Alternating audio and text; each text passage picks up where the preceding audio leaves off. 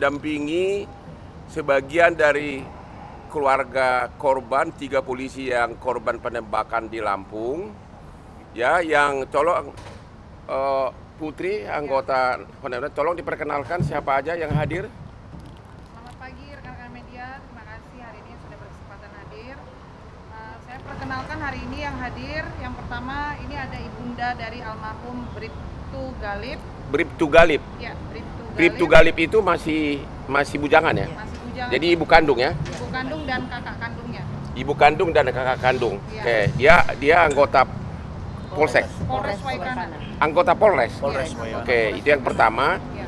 Yang kedua, yang berikutnya. Kedua, ini hadir dari anak dari Pak Kapolsek, almarhum Pak Kapolsek, Anaknya Pak almarhum Kapolsek. AKP Lusianto. Lusianto ya. Lusianto. AKP Lusianto dan kakak almarhum Pak Kapolsek juga. Ibu kakaknya. Kakak kandung. Kakak kandung dari almarhum. Ya, jadi yang hadir di sini diwakili terkait dengan 2 korban, istri dari Kapolsek. Ya, saya udah bikin video barusan. Istri dari Kapolsek mau berangkat ke sini kemarin. Ya. Katanya dicegat di jalan. Ya. Dicegat di jalan oleh oknum. Oleh siapa yang cegat? Coba ceritakan dulu. Jadi tadi malam itu Ibu Kapolsek dengan istrinya almarhum. Istri almarhum. Istri almarhum Pak Kapolsek dan istri almarhum Pak Petrus itu sudah melakukan perjalanan menuju Jakarta. Namun di tengah perjalanan mereka dipaksa untuk kembali lagi dengan alasan bahwa akan ada kunjungan Pak Kapolri. Namun mereka tetap melanjutkan perjalanan. Tapi lagi-lagi mereka dikejar oleh oknum anggota Polsek Buai Madang, Polres Oki Timur, Sumatera Selatan. Dan akhirnya mereka kembali lagi lah, terpaksa ikut kembali ke rumah. Dan sampai pagi rumah mereka masing-masing dijaga oleh anggota Polsek yang sebelumnya tidak pernah. Jadi 2 istri dari almarhum Kapolsek sama almarhum Pak Petrus tidak diizinkan oleh oknum aparat kepolisian untuk datang ke Jakarta. Alasannya karena Kapolri mau datang hari Rabu, kami nggak tahu, dan kami juga tidak mempersoalkan alasannya apa. Cuma sangat disayangkan mereka kan punya hak ajasi untuk memperjuangkan penegakan hukum atas suaminya yang meninggal. Kenapa harus dicegat gitu di jalan, dan kenapa rumahnya ditungguin, ya? Jadi 2 istri dari almarhum, dua almarhum tidak bisa hadir, sedangkan yang satu kan masih bujangan, yaitu Galip, ya, ibunya yang hadir. Oke. Pertama, boleh nggak Ibu ceritakan dulu apa yang Anda dengar, yang Ibu dengar kejadian penembakan tersebut? Ya, ini bisa masuk nggak tuh? Bisa. Gimana, Bu? Assalamualaikum warahmatullahi wabarakatuh. Terima kasih banyak Bang Faris, Ya. sudah memberikan jalan untuk kami mencari keadilan atas almarhum adik saya AKP Anumerta Lusianto SH. Dia adik bungsu saya, adik yang mempunyai kakak perempuan 4. Saya mbaknya yang nomor 3. Kebetulan adik saya itu sangat dekat sekali sama saya, karena adik saya menganggap saya sebagai pengganti almarhum ibu kami.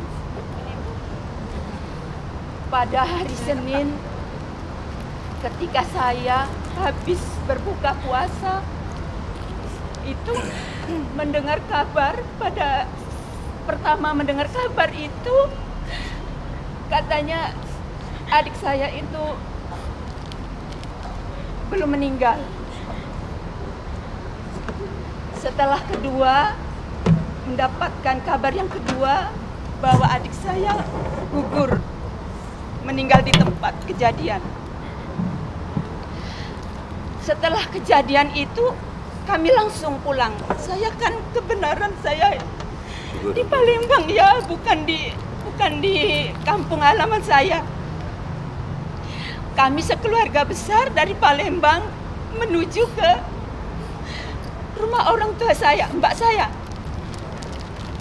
Nah, di sana kami menunggu dari malam sampai hari ke Selasa ya. Selasa sore kami menunggu dari malam Selasa sampai Selasa sore. Adik saya baru dibawa pulang.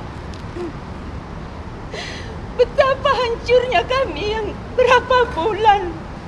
Anaknya 1 tahun tidak bertemu karena dia tugas Kapolsek di negara batin di daerah terpencil di Waikanan. Saya 3 malam. Sebelum kejadian ini saya 3 malam tidur di negara batin.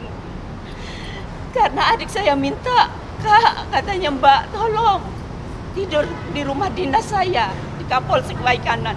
Saya ada videonya 2 kebersamaan saya dengan adik saya. Saya diajak jalan-jalan di tempat dia dinas.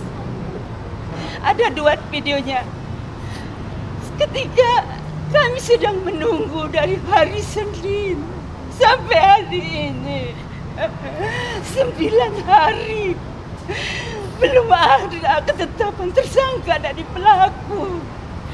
Kami bingung, kami harus kemana, kami harus mencari keadilan. Sedangkan adik saya itu polisi Kapolsek 31 tahun. Dia mengabdi sebagai polisi. Adikku itu tidak neko-neko. Anda tahu sendiri sudah viral, adik saya miskin. Dia tidak punya rumah yang mewah. Kenapa adik saya setelah meninggal gugur di bulan suci Ramadan? Perintah atasan supaya memurkan sabung ayam, adik saya gugur. Setelah gugur difitnah dengan bermacam-macam. Fitnah, itu fitnah, bukan nyata. Tolong Pak, tolong.